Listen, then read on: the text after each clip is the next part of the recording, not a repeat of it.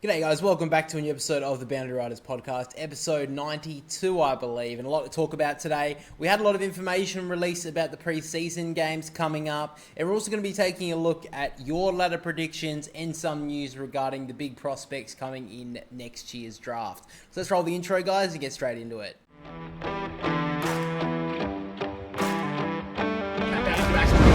And then Rankin from the pocket, don't tell me, Isaac Rankin! Yeah. He's just got the license for a brothel. Well, I think Gather Round's going to be more than just AFL this next season. It's at the handle at the back, Nick Dacos to get the pies home! He's done it! So as always guys, my brother is here to join me, and first things off the rank, of course, if you didn't know, for members of AFL clubs, you could get your Gather Round tickets today, and boy, what a fuck around it was. But we got the majority of them that we need anyway. Yeah, I think they've fucked it up with a lot of things. Like, this 4-day pass that is, I think, one of the most ridiculous things. Yeah, so if you don't know, if you haven't never gone to a Gather Round before, how they used to do it, well, how they used to do it was they would sell a certain amount of day passes, so you could just go to the games at Adelaide Oval. This year they do have a 4-day pass. However, you can't get, so for the 4-day passes, usually you can get every single day. So the Thursday night game, Friday night game, Saturday games, and Sunday games, all Adelaide Oval. And then you could buy the separate other games as well for things like in the last couple of years in Mount Barker or in Norwood. This year, it's sort of similar, but the 4-day pass this year, because they have got 2 games on Saturday at Adelaide Oval, and they've separated them between 12 o'clock to 7 o'clock. You cannot buy a 4-day pass that you get automatic entry into. So for us, for example, we got the 4-day pass that lets you go to Saturday afternoon, but not Saturday night. Same thing, but so you can get one that gets you have to choose between Saturday afternoon or Saturday night, which one you want to go to, which is just stupid. Like, if you're going to buy a Saturday pass, you should be able to just go all the way through. Yeah. I think the reason is because people are going to leave between the Carlton game and the Melbourne game, because that Carlton game starts at 12:30, Melbourne game's not till 7:30, I believe. Yeah. So that's what I think it's because, but it's just stupid. So tomorrow, because we bought all the ones for the members today, so well basically the 4-day pass, because we're going to go to the Port and Sydney one, obviously Adelaide Oval. So tomorrow we're going to purchase a bunch more. Well, not a bunch more, but a couple more other games. Probably the only games we're going to miss are... Is it just the North Melbourne game? Gold Coast? Yeah. I think it's the only one we'll be missing. So I think it's a little bit more easier to get to all the games, but we'll miss part of the St Kilda GWS game at Norwood. Likely, yeah. Yeah, unless we leave like at halftime of the Fremantle Richmond game. It depends on if that's a bit of a blowout. Yeah. But yeah, and yeah, the queue times were a lot harder this year as well, I noticed. I don't know, you got in there pretty early, didn't you? To be honest, I'm actually thankful for my boss for that one, because he's like, are you getting Gather Round tickets today at 9:55? And I completely forgot it was 10 o'clock when they opened. Yeah. But I was lucky that that he remembered, because I completely forgot. But yeah, when I got first on there, it was pretty quickly, really. I'd say I waited 15 minutes. But, and then your Port Adelaide emailed. My Port Adelaide fucking fucked it up, and then he had the barcodes, because you have to put in a bunch of like codes or whatever, and the email was wrong, so we had to call up Port Adelaide and get it redone. And it took me from 10 o'clock in the morning sitting there in queue till all the way until midday. So, but we got them in the end, so we're happy. We're happy. We got to at least our games. Yeah, we got to at least our games, and pretty good games, I think, anyway. So, well, I mean, Carlton West Coast could be a bit of a... But I think that's fine. So let's move into a couple of our first stories. And first one off the rank is the pre-season games have mostly been released. So what teams are going to be playing in the Amy Community Series. So that's the one pre-season game that's going to be like official, let's say. And then there's every single team's going to also have a match simulation, which last year was broadcast on KO. So we'll see if that's going to happen this year as well. We'll start with the Amy Community Series, which has all been released. First of all, Tuesday night will be Geelong versus Essendon at GMHBA Stadium. Tuesday, the 25th of February. On the 26th of February, we have Richmond v Collingwood at Icon Park at 7 o'clock. On Thursday, Feb the 27th, we have Hawthorn v the Bulldogs down at UTAS, 5:20 start. And then Brisbane v Adelaide in Brisbane, the Brighton Homes Arena. That's the AFLW sides, and I think that's their training ground as well. That starts at 8:10. On Friday, the 28th of February, we have the Giants up against Carlton at Manuka Oval, and then the Gold Coast against Sydney in Gold Coast. That's at 8:10. Saturday, the 1st of March, that is St Kilda up against Port Adelaide at St Kilda's training ground, RC Park. And then West Coast will play North Melbourne at Hands Oval, which is the game in Bunbury. That's in WA, 6:10. And then the final game of the Amy Community Series is Fremantle up against Melbourne at Rushton Park, which is in Mandurah. That's the only game left. The reason why Fremantle is the last game is because they will be having an Indigenous All-Stars game against... So Fremantle versus Indigenous All-Stars will be played at Optus Stadium on Saturday, February the 15th. So that's basically going to be their match sim game. And I'll be interested to see what happens with the Indigenous All-Star game, how much hype it will get around it. I'd assume we get pretty decent it depends on hype for it. Like, you just hope that the All-Stars team they pick, there's not a bunch of late omissions and all that sort of shit. They play a pretty full strength team. Yeah, they play the full strength team that they want to put out there. That it's not like they're just going to put all the rookies out there.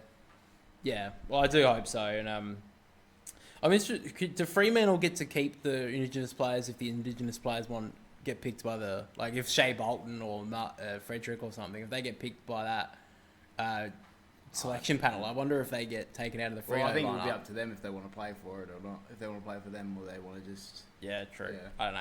So that's all them sort of information so far. But we do have some information about match sims as well. Now, a lot of teams haven't announced what teams they're going to be playing yet. But Essendon at this stage are going to be playing the Bulldogs. Melbourne are going to be playing North Melbourne. And this is an interesting one. So this is going to be a triple header. Collingwood are going to be playing the Gold Coast and Brisbane. And so all three of them are going to be playing against each other as like a tri-series almost. So all of them are going to play on February the 20th. I actually think it's a really cool little concept. I'm interested to see how they televise that. Hopefully they do. But I think it's a really interesting way they're going to do it. So all three of them will be playing against each other. So I don't know if that's because of Fremantle, because their match sim is against the Indigenous All-Stars. Maybe that's the case, to try and just get one of them out of there. But yeah, I think it's a really interesting idea. And over the coming month, probably over the next month or so, we'll start to know whose other teams are going to be playing in match sims.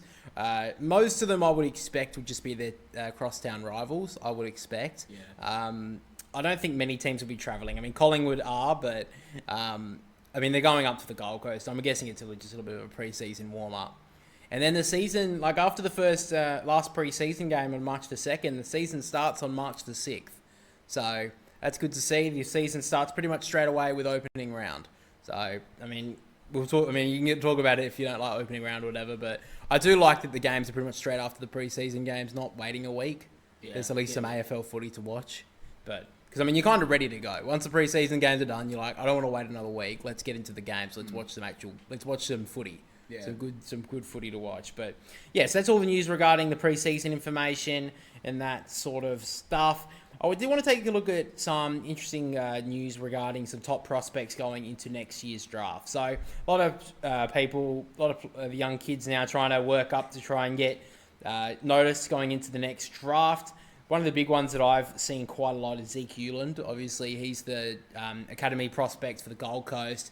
He's probably expected to go in the top 5 at this stage. I wouldn't be surprised if he's number 1. Yeah, well, he could be. I remember in sometime during last year or during the season, he had a 25 disposal, 6 goal game, I think it was, in under 18s or under 17s level. So I think this kid's going to be a fucking gun.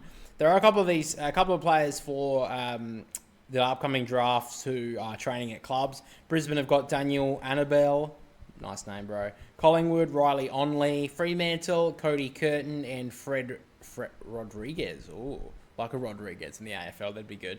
Geelong has got Josh Lindsay and Ben Rongdick. Oh, I like that, Rondit. I'm going to call you Rongdick. Gold Coast have 3, Bo Adensol, fucking hell. Zeke Hewland and Dylan Patterson. Hawthorn have Oliver Greaves. Melbourne have Kalani White. North Melbourne have Jasper Hay. Richmond have Lewis Emmett. West Coast have Kobe Evans and Wesley Whaley. And then Western Bulldogs have Thomas Burton. So from last year, we had a lot of AFL players, AFL Academy training players actually go train with other clubs just to get a little bit of a warm up, and they actually did get picked up. So we'll see how. I'm assuming that a lot of them get some good experience just getting a little bit of experience next to AFL bodies, learning how to train from them and stuff. So it looks like again the Queensland Northern Academies, it looks like a lot of those players are going to be very high up again. So all the Queensland ones that I mentioned, all of them are academy talents at this stage. So wouldn't be too surprised if all of them are picked up. And Kalani White, the one for the Demons, is a father-son prospect. So Melbourne could pick him up if all things go to plan. But with that being said, let's move to the part of the episode that you're pretty much excited about. So a couple of weeks ago, I did my ladder predictor for the AFL. I predicted every single AFL game of the season. And if you did miss that, I'll quickly go over what my ladder predictions were. So you can watch the video if you want. It's probably, you might as well watch that, but I'll just go over it quickly.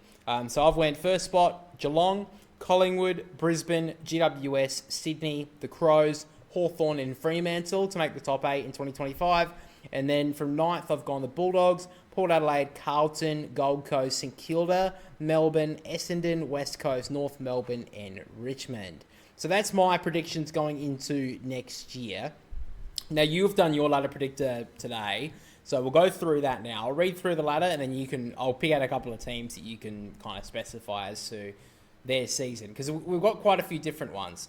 But he has gone the top 2 the same. So he's gone Geelong, Collingwood, Brisbane. Then he's gone the Crows in the top 4.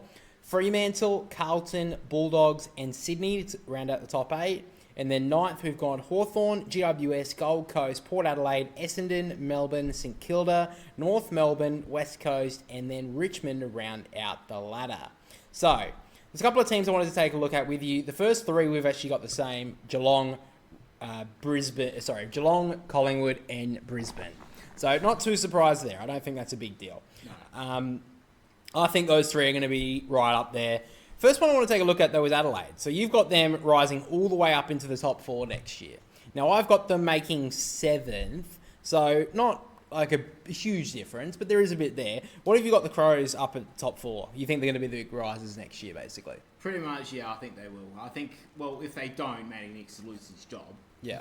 That's pretty much a good thing. And I think the only other thing that could go wrong for them is if Isaac Rankin doesn't play a full season. If he doesn't, this doesn't happen. They don't make the top 4, in my opinion. Yeah. They don't. I'd struggle to see them how they make the top 6. Yeah. I do have them winning all their games at home, including the away showdown. Yeah. And I do have them winning about 5 games away this year. I think they can win. That's the one thing that they've struggled to do in the last couple of years is win away. Yeah. And I think that's what they will do. They have a pretty decent draw this year as well. Yeah. So a lot of their harder teams, they do play away. That's the thing I have looked at. Yeah. Is that a lot of their hard teams, they play away is very easy. The ones they play at home, are the ones they do, they should win. Yeah. So they should be winning at home, and you've banked them for a couple of wins away. Yeah. Yeah. So it looks like you've got them on 17 wins. So you've said all 12 wins at home, and then a couple of wins away. So, I mean, if you look at it last year with them, even just the Gold Coast, for example, we did talk about this last year, that the Gold Coast, all they had to do was win half their games away and they would have made finals. But they won all their games at home and then didn't perform away, and that cost them finals. So, if the Crows can kind of, because they haven't been a team that's been able to win away very often. So, if they can shore that up this year, they can definitely rise up the ladder. Next, you've got Fremantle teetering on the top 4. You got them in 5th, so just missing out the finals last year. Fremantle, you've got them 1 win behind the Crows, 16-7, pretty good run from them. Yeah. What's the Fremantle? What's your eye on Freo? Well, I think their one wood is to win at home. They should do that. I think they win 10 of their 12 at home. That includes the away derby. I think they should win that. They do play 2 games at the MCG. I do think they lose both of those. And I think late in the year, they lost some games that they probably should. They should have made the finals last year. Well, they lost to Essendon when they should have really beaten Essendon, let's be real. Yeah. And Port Adelaide, I know Port Adelaide were in a good spot, but with what was on the line, they should have been able to get up for that game. Yeah. They didn't really look. They looked tentative and nervous. So I think It's just that the fact is that I still don't trust them in the big games yet. And that's why in some of the games I had late in the year, I don't think they win. Or they will... Because they could scrape into the 4. They could go up to the 4 if they win a lot of their games. Yeah. But I just can't see them doing that because I don't trust them at the moment. Yeah, I mean, it's a bit hard to trust a team who's just not given you much trust in the last couple of years. Because, I mean, you think about it, 2022, they made... 2022 they made finals. 2023, they dropped out. 2024, they just missed. You wanted to make it up there now. Yeah. You know, they've got Shea Bolton in, got a couple of good draftees in, another good... It looks like Jai Amos has had a massive preseason so far. If he can play a full season with Josh Tracy, obviously he was a massive loss towards the last month of the season. So if he can play a full season... I think Freo will be up there. I've got them finishing 6th or 7th as well. So I've got them pretty high up there going into next year. After that, though, wanted to quickly eye off... Who was next? Carlton. So this is a pretty big one because a lot of people were pretty angry about me putting Carlton outside the A. And when I first looked at my ladder prediction, I was like, whoa, I've got them pretty low. I've had them finishing in 11th spot.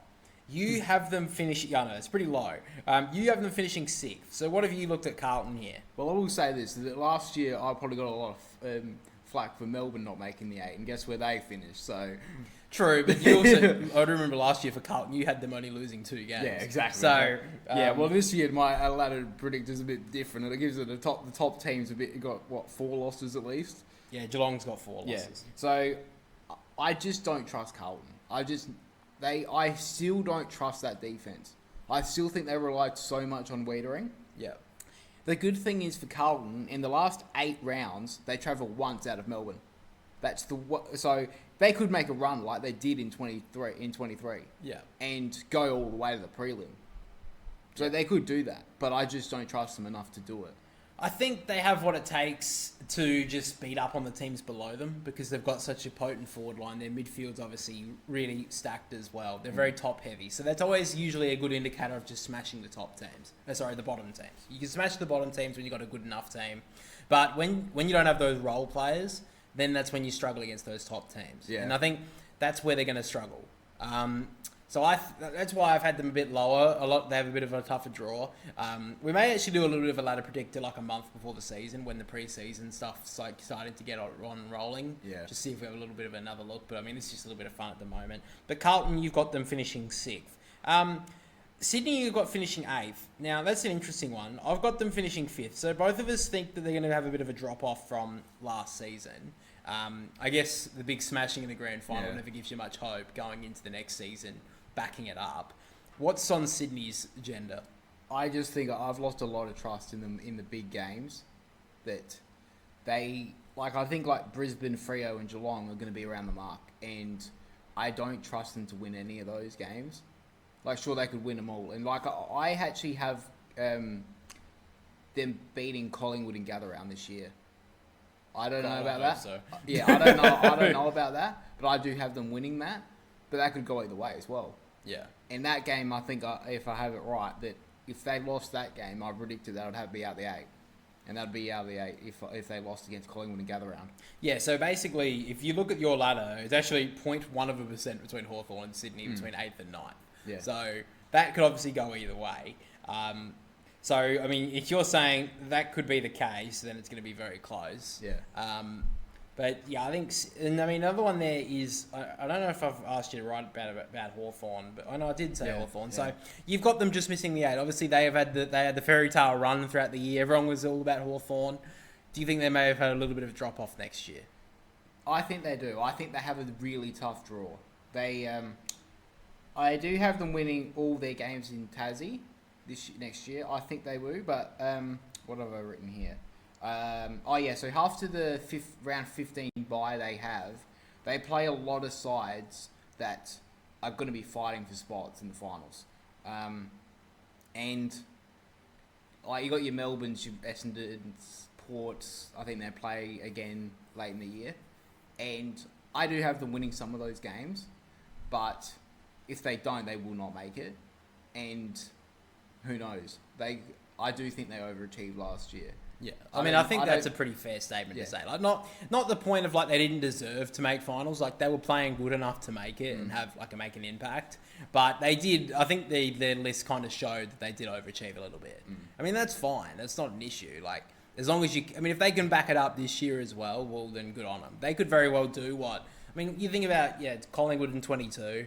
You know, everyone thought they overachieved. They came back in 23, won the flag. So Hawthorn could be that story as well, or they could just fall off a little bit. Yeah, I still think they're going to be the next couple of years going to be such a dangerous team. But I could definitely see them missing finals just this year. Yeah, I think the fact is that a couple of years with Collingwood when everyone thought they overachieved straight away when they finished and then they went up again and they won the flag. It's that they actually had a lot of experienced players still on that list. Yeah, I just don't think that Hawthorn still do. Like they don't have that really top end experience 6 or 7, 8 of those players in that team like a Collingwood side did. Yeah, with Pendlebury side bottom, a couple of others as well. Yeah, I kind of get what you're saying. Yeah, I'll be interested to see how it happens with that one because I think Hawthorn, I think they'll be around it, but I think they're going to be teetering around that 6 to 10 mark. Yeah, and they worked a lot of their games off momentum. Yeah, their momentum really got them home in a lot of games. So yeah, I mean, and you can't rely. I mean, you can if you. I mean, the thing is you can't have momentum going from the end of one season to the start of another. You kind of start at zero from that point. So it'll be interesting to see if they can just rally on. You got the Giants as well up next. I had them finishing in 4th spot. So you've got them missing the 8. So. Going out in finals in straight sets. To be honest, when I did this ladder predictor, when I looked at it and said the Giants were out of it, I was like, how the hell did I do that? Yeah. I didn't expect that, but... That was kind of with me and Carlton. I was like, well, I didn't know I'd have them down there. Yeah, I don't know about the Giants. I think that straight sets out after being in the top 4, it might scar them a bit. They did have that little controversy half the season as well. They do have a tough run home as well. That they could be like Hawthorn, and that they do have a tough run home, and that they could be fighting for spots around other teams that need a spot in the finals as well. Yeah, well, I mean, the Giants are going to be interesting because, I mean, again, they went out in straight sets. You can think about it as a hard luck story. Like Brisbane, for a couple of years, just couldn't get to that, grand final mark. And Giants have been around that mark for a couple of years now, prelim, then a semi-final. So they could definitely rebound. And I think Adam Kingsley is a very good coach. Yeah. So I think that could definitely go either way. The thing is also that they lost a bit of a depth players in that off-season as well, which you just never know. Like, if they actually get hit with a lot of injuries... They could be in a bit of strife. They could be a bit of strife as well. Yeah, I think that's definitely something that could be a little bit of an issue if a couple of injuries do come their way. Because, I mean, you looked at Collingwood last year, they traded away a couple of role players, and then when they got a lot of injuries, they were struggling in that middle period of the year, and eventually that caught up with them towards the end of the season. So the Giants could be in that battle as well. And finally, the 10 I want to take to look at is your team in Port Adelaide. So both of us have them missing the 8. You have them in 12th spot, which is a huge drop-off. I had them finishing 10th. What is with Port Adelaide? They will lose both the showdowns. I've got a good confidence in that, which is probably not good. But I have them winning only 3 games after the bye in round 12. And I think they only win 2 games away all year. 2 wins away. I think they have got a tough draw. Yeah, I think they were one of the harder teams dealt with going into next year. And you can say like the draw doesn't. You just never know where teams are going to be when they come up against each other. But I think they were shafted with getting rid of Houston. I think it will haunt them. And I don't think that some of these players are going to make a difference that have in the past for Kenny. And so we got Richards, Lukosius, Atkins, which I doubt he's going to be in the team. Even though he's, I mean, he did run a good 2K time trial, but that doesn't really mean a lot. I like the draftees they picked up, but I mean, you can't really rely on a draftee to give you a push towards finals, really, unless they're like a generational talent, which, I mean, I don't know, maybe they will be, but you can't really see that at this point. But Port Adelaide, to give it on their side, they've been known as being able to beat up against the teams around the bottom. And then if they can snag a couple of wins against those top teams, they can have the percentage to sneak in as well. So Port Adelaide have definitely been that sort of team, and they've also been a team that's like overachieved for a while now on their list. Like you think about it, like they've had a sicky tape together forward line for quite a few years now, and it's still been a pretty potent team to go forward. Yeah. Like I mean, it was only 5 weeks to go in the season that they put nearly a 150 on the Swans. Yeah. The premiership favourites for a lot of the year. So Port Adelaide, they're just such a hard team to read. Like they finished top 4. You want to put them in the 8. You think that they just inevitably should be, but they feel like they've lost a lot. So can they keep on continuing to just put a magnet there in a position and just hope that they do their best? Yeah. I think that's going to be hard. So that's pretty much all the ladder predictions I wanted to look at on your side. North Melbourne, I did see as well you've given a couple of wins to teams like North Melbourne and West Coast down the bottom, like 4 and 5 wins, while I was a lot more harsher. I gave, I think, 1 win to Richmond and 2 wins to North Melbourne. So I thought it was that's not going to happen. Yeah. Those sort of teams will get 3 or 4 or 5 wins. They're not going to finish on. To be fair, I mean, to put it on my side for North Melbourne, they haven't won more than, I think, 3 games in a season for a while. Yeah. So, who knows? But I've only got Richmond winning 1 game next year, which I think was against West Coast, I think. It was against North Melbourne. It was one of those two. I know it wasn't anyone else higher. We'll see how that plays out. But, guys, make sure to let us know down below who you think your ladder predictions are. If you think my brothers are completely wrong, that would be nice because I read a couple of really mean comments about mine. No, obviously, you guys can leave your opinions. That's totally fine. Obviously, I'm not putting any money on my ladder to be 100% correct. I'm definitely not doing that. But, yeah, that's basically all the AFL stuff we have to talk about this week, guys, because boy howdy is there not much news to talk about at the moment. So I thought we'd bring back a little bit of world sport to round out the episode because we're nearly at half an hour or so. So first of all, I want to talk about the Premier League because my Chelsea boys are just on fire right now. Defenders on top, which is actually 5 points ahead with a game in hand. 4 points ahead with a game in hand. So Liverpool are 35 points with a game in hand. Chelsea are second. Arsenal are third. Manchester City, they're fucking too busy thinking about those charges they're going to be receiving. They're down in 4th spot. Nottingham are in 5th. Aston Villa 6th. Brighton 7th. Bournemouth are in 8th. Brentford 9th. And then who cares? Fulham 10th. Tottenham 11th. Newcastle 12th, Manchester United 13th, West Ham 14th, Everton 15th. It's interesting, like, looking at the table right now, there's so many teams, like, in the top 10 that you just wouldn't expect to be up there. Like, Nottingham, Bournemouth, Brentford, Fulham. Well, it's really funny about Brentford. They have I think it's one of the best records at home. They have the best record at home. One of the worst away. Yeah, if you look at the ladder for home games, they have 22 points out of a possible 24. But away, they have a 1 point from a possible 21 points. Yeah. So they're very tough away. They're very tough to beat at home. But that having said, I mean, if you win all your games at home, look at it on the footy point of view, just win a couple of games away, you could be right in the finals race. If they win most of their games at home, they don't go down. Yeah. They won't go down. Well, they won't be fighting. I mean, they could be fighting for a Europa League spot or a Conference League spot if they keep on going the way they are. But Nottingham Forest are the story so far, I think, with Chris Wood, the New Zealander, leading the charge at the front. Very good to see. Looking at the form guide right now, Chelsea and Liverpool have the best form right now with 4 wins, 1 draw each. So if you had to look at Chelsea right now, I know it's obviously you're Liverpool, but no one really thought Chelsea were going to be at this point. No, but like I've said to you, it's like it had to turn around at some point. But well, I mean, I know they've brought in a lot of players, but it feels like the squad isn't really changing every week. Well, it was funny. I think what's his name? The back that fell over. Oh, Kukurea, yeah. Kukurea fell over twice on the weekend and cost 2 goals. Yeah, well, I mean, it didn't cost the 3 points. That's all that mattered. Yeah, he fell over twice. Yeah, I know. So the reason why Liverpool have the game in hand, by the way, is because the Merseyside derby was postponed due to weather. I think it should have been postponed. I think they could have played it the next day, couldn't they? Yeah, well, I don't know when it's going to be played now. I think they just got to push it back until they can inevitably just fit it in. Year now. Yeah. Well, that means they're going to have 2 pretty close together at some point, you would imagine. So looking at the results over the weekend, today was actually played West Ham v Wolves. West Ham won 2-1, even though Wolves should have probably done a little bit better. Tottenham against Chelsea. Tottenham, I don't know what they're doing. Yeah, well, 2-0 lead. You thought they were just going to, cruise, and then Chelsea just piled on 4. And then Tottenham did get one back late, but basically done at that point. You just don't know which Tottenham's going to show up every week. Well, you just know for one thing that is certain about Tottenham is that they will give you a goal. They will score. You will score against them. Yeah, that's it, and that's the problem. When they were, fighting for it, that they scored by two. They led by 2 goals, but you always kind of felt like they were just going to concede a couple really quickly.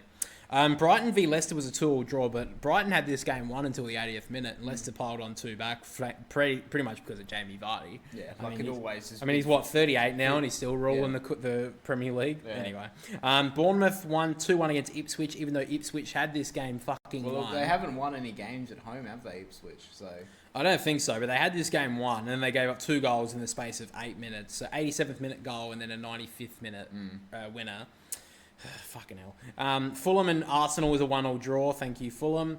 Then it was Nottingham winning 3-2 against Manchester United at Old Trafford. Oh, what a poor story. I feel so sad for those Manchester United fans. Have you seen the new manager as well? Since he left Sporting Portuguese, they've lost 3 of their past 4 games. Yeah, that's pretty unlucky for them. Crystal Palace got a draw against Manchester City. Thank you very much. Brentford won 4-2 over Newcastle, and Aston Villa grinded out a 1-0 win over Southampton. So looking at the next pile of games, Arsenal will play Everton, Liverpool play Fulham, Newcastle play Leicester, Wolves play Ipswich in a battle of the cellar dwellers, Nottingham play Aston Villa as a pretty high up matchup. The Manchester derby is on as well. That's on Monday morning. Chelsea play Brentford, Brighton play Crystal Palace, Southampton play Tottenham, and Bournemouth play West Ham. So coming up right now, looking at it, Liverpool have got a good lead at the moment. If they get the win against Everton, they have a 7-point lead on anyone in the comp. Manchester City, they are currently 8 points off the pace. No. Not yet? Not yet. No, because you just know that everybody knows that that Liverpool could botch it. Yeah. Even though they never, people say it's it's never been done from this position before. Well, Liverpool give it a red hot crack. Records can be broken, and with you just never know. Yeah, I think it's still a bit open, and it's interesting because I don't think anyone really thinks Chelsea can win it. I don't know. Yeah, no. Even to be honest, I don't think even their manager does. He just thinks that they're playing good at the moment. Yeah, but he just thinks that they're not at that level just yet. Yeah. And when you have Kukurea falling over and conceding goals, the right studs in his fucking feet, in his boots, well... Yeah, but Cole Palmer just fucking carrying Chelsea all the way to the title. If he goes down, there's no hope for you. If he goes down, we just give up the comp. We just give away the Premier League. I just want to quickly take a look at the relegation battle. So at the moment, it's obviously a long way away, but you basically rule out Southampton. They are gone. They could not make a back pass to save their own lives. They're too busy kicking their own goals. They're too busy trying to pass out from the back. It's it doesn't work. Well, it doesn't work if you can't pass. Yeah. If you're going to pass it back to your goalkeeper and he doesn't know how to use his both feet, just don't do it. Just bomb it away. Yeah. They're on 5 points right now, 8 points out just from getting out of relegation. Ipswich and Wolves. So Wolves are kind of an interesting one. Most people would have expected them to finish mid-table, but they've had a dreadful start to the season. Yeah. I feel like they're going to be okay to bounce up. You just feel like they're going to. They will find their way. Yeah. But Crystal Palace are right down the bottom too. They're in 17th right now. They're 4 points away, so they've got a little bit of breathing space from Ipswich. But, you don't want to be that low. Leicester City, the other promoted side, they are in 14 points. Jamie Vardy is doing everything they can to basically keep them up at the moment. Everton have kind of stretched themselves away from the relegation battle at the moment. And then, interesting that West Ham, Manchester United and Newcastle United are the ones that are next in line. Now, obviously, they won't get there. There's no way. But, you don't want to be that low. No. You don't want to be that low. I feel like that's a bit low. Anyway, that's pretty much all the Premier League stuff. And finally, we get to a bit of NFL. And the last time we talked about the NFL, the Falcons were flying. I was on cloud 9. Now they've just capitulated. It's all over. Do you think it's Kirk Cousins and that's it? Or do you think there's actually other problems to that? I think it's your kicker for one thing. I think he's had a pretty poor season. I'm not going to lie. It's just been a bad run for a couple of weeks now. They've lost 4 in a row. I think it has been about a month since we talked about the Falcons and the NFL, and the Falcons have just fucking they just fucked it. Buccaneers. To be fair though, they're only 1 win away from the Bucs. That's the only problem. I've seen their schedule on the way home. They do have a pretty cruisy way home. Well, we've already got two teams in the NFC locked in. The Lions and the Eagles are locked in. They can't be knocked out. The Seahawks and Bucks at the moment are the division leaders, so they're okay. The Vikings, you'd have to feel sorry for them. They're 11-2 right now and still haven't got a... I mean, you'd think they're good enough now. Yeah. I mean, short of losing every game from here, they're almost there. The Packers are in 6th as well, so they're 6th seed, 9-4. The Commanders are in 7th. The teams fighting to try and get in there. The Rams 7-6. The Falcons, Cardinals, 49ers all kind of dropped off this season. The Saints, and then the Cowboys, they're probably a bit too far away now. Bears, Panthers, and the only team that is currently eliminated, are the Giants. Yeah, well, So that's gone. Bye-bye. Yeah. Next up, we have, on the AFC side, the Chiefs and Bills not only have locked up their spot in the playoffs, but they've locked up their division leaders, so they can't be knocked off leading the divisions. The conference. Then we've got the Steelers in third seed, then the Texans in 4th. Ravens, Chargers, and Broncos are in wildcard spots right now. They have the Colts and the Dolphins, really the only ones who can chase. Bengals are a slight chance, but basically gone now. And then the AFC side's just wiped everyone off. They're all gone. Browns gone, Jaguars gone, Jets gone, Titans gone, Patriots gone, and right down the bottom of the AFC are the Raiders gone. So NFC's got a lot more competitiveness. But the AFC feels like they're one of the teams that could win it. I mean, Chiefs are obviously going to be right up there. And the Bills Josh Allen looks good at the moment. Yeah. So, yeah, looking at it right now, I think there's only a few more weeks to go now of the regular season. It wouldn't be too far away. It's 4 weeks. I think there's 4 more weeks. So, yeah, there's 4 more weeks to go. Right now, it's a pretty tough ask to say who's going to be making playoffs, but Lions I love on the NFC side. They've been looking really good, only 12-1, only lost 1 game this season. They've kind of built around the list. It took them a long time, but now they've kind of got the team that I think can compete. They can score easily. It's just the thing that's come up in the last couple of weeks is their defense. Can they hold up?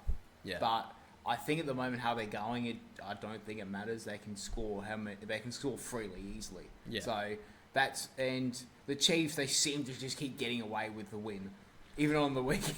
They just got away with it. Yeah, I mean that's just their way. They don't lose very often. Mahomes just knows how to find the pass. He'll find a clutch pass every now and then. He finds the free man. He finds it. Yeah.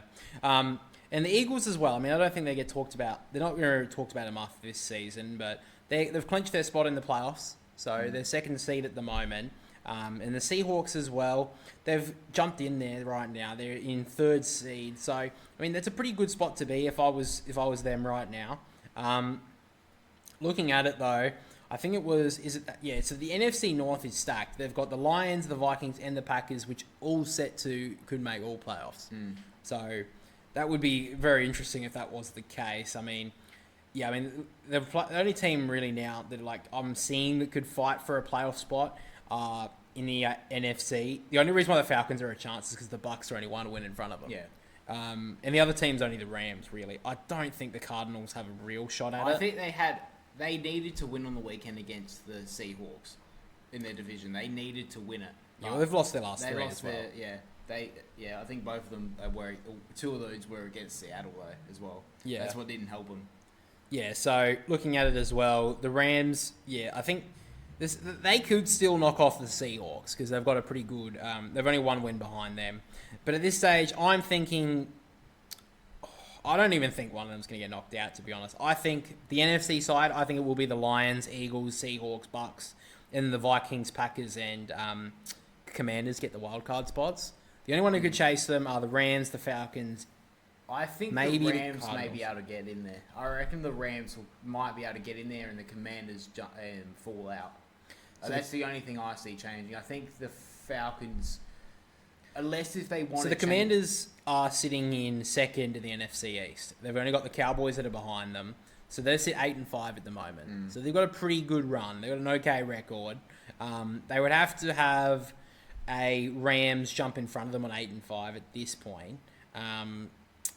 That's going to be tough though. I feel like it's. You think maybe the Rams over the Commanders? Yeah, I think the only way the Falcons make it is if they change their quarterback, but they're not going to when they're paying Kirk Cousins $180 million. Yeah. They're not going to do it. Well, I don't think that's going to be the case. And on the AFC side, look, I mean, it's a bit tough. There's 2 wins away from the Colts and the Broncos, which are the only ones in the Dolphins. The Dolphins, I mean, maybe, but the Broncos won their last 3. So they're in really good form. And I can't really see anyone dropping out of there either. I mean, I think if anyone, it would be the Dolphins who could maybe sneak in because they've got Tua back. Yeah. So I think it's Jalen Waddle. Yeah. That he hasn't had a great season, but the last 2 games has been okay. If he can find a way to help them get through, because Tyreek Hill will do it. Yeah. I think it's just that if Tua can get them both in the game, they can make a charge. And the Broncos I mean, it's either the Broncos, the Chargers, or the Ravens that could fall out. I think the Ravens are pretty safe. The Ravens should be safe but the thing is for them, they can't defend. Yeah. But the thing about the Chargers is that they can. They're one of the best defenses in the league. Yeah, well, the Ravens, the Colts are the ones who are chasing. They could get in front of the Texans because they are just in a wild card spot right now. Not in a wild card spot, sorry. They are in. They're sitting in 4th at the moment for seed. So the Colts could jump into where the Texans are. But that's going to be a bit tough. I am thinking right now the Dolphins are the only one who could knock in, and the Dolphins would have to knock out. Quickly take a look. The Dolphins would have to knock out. See, I mean, they're going to have to win more games because their Bills are the ones in front of them. They're obviously not going to knock them out. So they're going to have to knock out. Hope that either the Texans or the Chargers or the Broncos just drop out because probably hoping the Chargers or the Broncos because that's the AFC division they've locked up. So the AFC West has 3 teams in there. And then the Raiders are fucking doing dreadful. They've lost their last 9 games. What a great move, relocation to Las Vegas that was, eh? No one's going to be going to your games anymore. Anyway, that's pretty much all we got for this episode of the Boundary Riders podcast, guys. Episode 92. Thank you for listening. Thank you for watching. New video just came out about the AFL fantasy news. Did you watch it? Yeah, I have actually. Yeah. So, got some good new information coming through. Won't be long before we reveal our teams. I think they'll probably drop it the next couple of weeks or so. So, hopefully we can make our great teams. As soon as the AFL fantasy drops, probably as soon as it drops, I'll try and make a league for it. We'll have an open league this year, guys. So last year it was a head-to-head. We may have 2. We'll probably just start with the open league and then maybe make a second one. Because I think a head-to-head one would be cool as well. We had one last year and I think we filled it up right at the end. So it was really cool to watch it last year, fighting against all you guys for AFL fantasy. But we'll have an AFL tipping comp, an AFL fantasy comp for next year. So as soon as AFL fantasy drops and as soon as AFL tipping opens, we'll have them both ready to go. The codes will be over the podcast for the early parts of the year like we did last year. So get excited for that. Watch the AFL fantasy video if you haven't, if you want to learn about AFL fantasy or if you want some extra information about it, make sure to check that out. But thank you for watching this episode of the Boundary Riders podcast, guys. Make sure to leave a like and subscribe if you enjoyed. And if you're over on Spotify, make sure to leave us 5 stars and make sure to follow so you're notified on the podcast every single week. But again, guys, thank you for listening. Thank you for watching. We'll catch you all next week. See you later, guys.